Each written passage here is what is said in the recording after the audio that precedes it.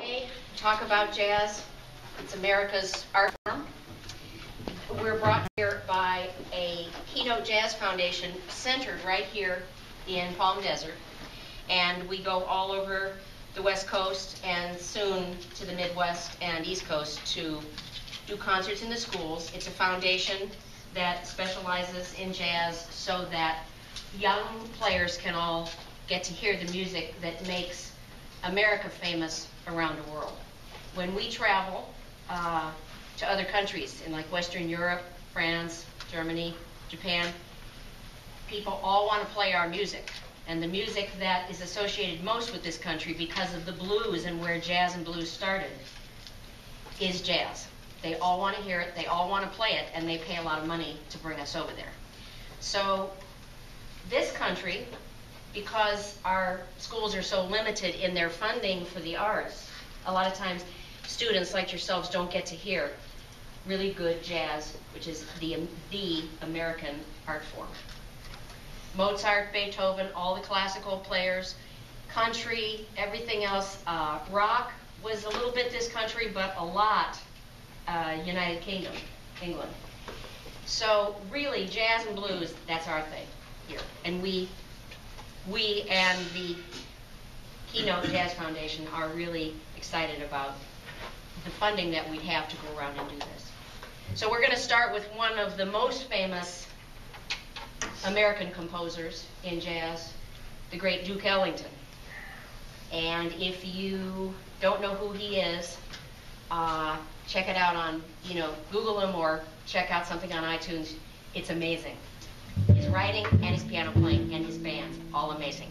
So this is Duke Ellington's Johnny Come Lately, and the style we're going to play in today, this particular one, even though he recorded it as a swing tune, we're going to play it as what we call an Afro-Cuban style.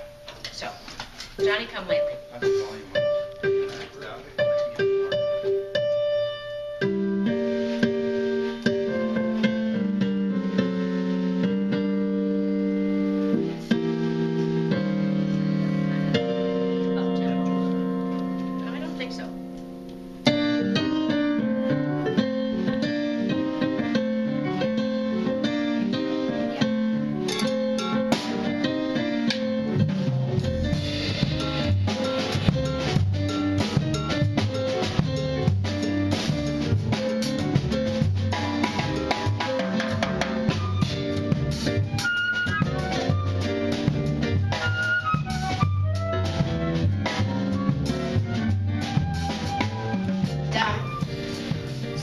Go on with a little different groove. We're going to play a blues. How many think they might want to come up and play the blues with us?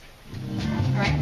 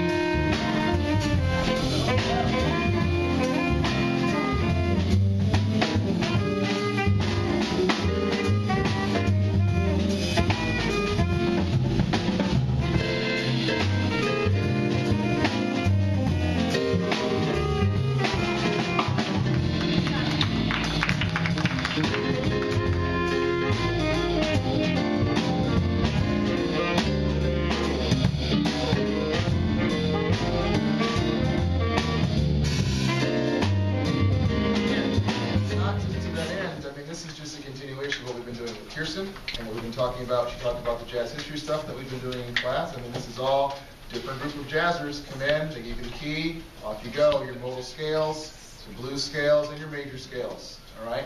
This is just another sort of way to underscore what we've been doing, what I've asked you to do in class, has relevance, all right? It's not just static material. I give it to you, it just sort of sits in a book.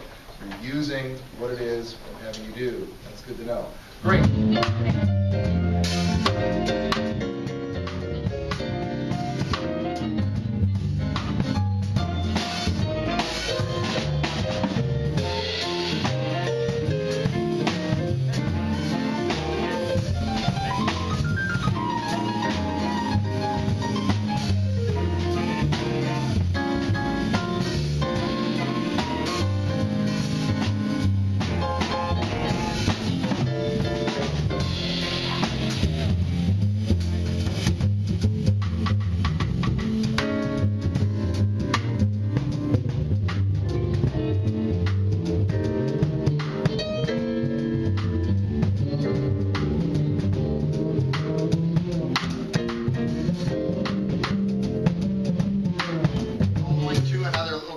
Everybody's like, oh, I don't know what to solo on, you know, that kind of thing. I mean, if you listen to most of the great soloists, whoever, Miles Davis, whatever, I mean, somebody like John Coltrane is more complex, but listen to the more melodic players, they always take a little idea and they don't just play that idea and throw it away and never play it again. They take that little idea and they continue it and they build on it, and they might make variations on that. So all of a sudden, instead of just playing a bunch of kind of gobbledygook stuff for 24 bars, you took this cool little idea and developed it. And like Holly said, you know, by increasing either volume or intensity of notes or number of notes, you can build these shapes to your solos. But it has that melodic content, and that's what you're looking for. It's just like a conversation. You don't just jump from one subject completely to random one, you know, all over the map. You take an idea and develop it.